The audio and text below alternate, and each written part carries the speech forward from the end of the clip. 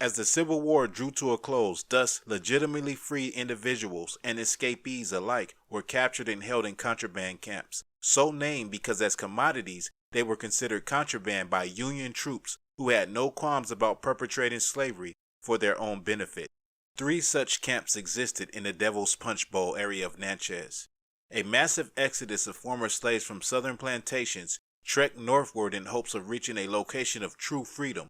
But embittered soldiers, resentful that the people considered property were now free, had other plans.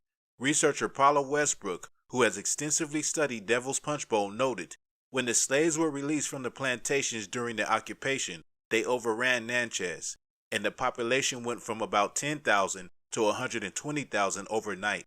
Unable to grapple with an instant population swell, the city turned to Union troops still lingering after the war to devise a merciless, impenitent solution. So they decided to build an encampment for them at Devil's Punch Bowl, which they walled off and wouldn't let them out. Former director of NATCHEZ City Cemetery, Don Estes, explained.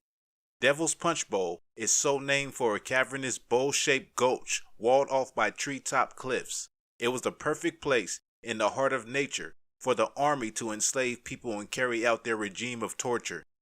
The men were forced to undergo heavy labor throughout the day while the women and children were simply locked up behind the walls. Every slave man, woman, and child was starved and kept in the worst of hygiene conditions. The slaves died of torture by starvation and exhaustion. After the slaves were dead, the soldiers kept their bodies to rot inside the camps. They never cleared or buried the bodies. Instead, they provided inmates with shovels to bury their slave brothers and sisters inside the camp. They were told to bury them where they dropped. Such conditions, along with the camp's location and climate of the region, contributed to the outbreak of several diseases that infected and killed the slaves. One of the major diseases contributing to the fatality was smallpox. Estes said of the concentration camp prisoners, they were begging to get out. Turn me loose and I'll go home back to the plantation, anywhere but there.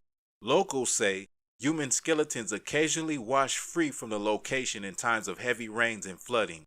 Wild peach trees now dot the basin where human beings who believed they finally won freedom from slavery were tortured and died, and these peach trees are believed to be fertilized by their bodies. Like so much about the history of the United States, sadistic acts perpetrated by officials acting on behalf of the government have been deceitfully downplayed to lessen shame and facilitate collective memory loss. Whatever the full truth about Devil's Punch Bowl, it's a veritable guarantee no history book will be honest or thorough enough to shed light on the excruciating conditions similar to Nazi concentration camps. This is the Devil's Punch Bowl. Black problems, black issues, past, present, and future. This is Black Authentic Truth.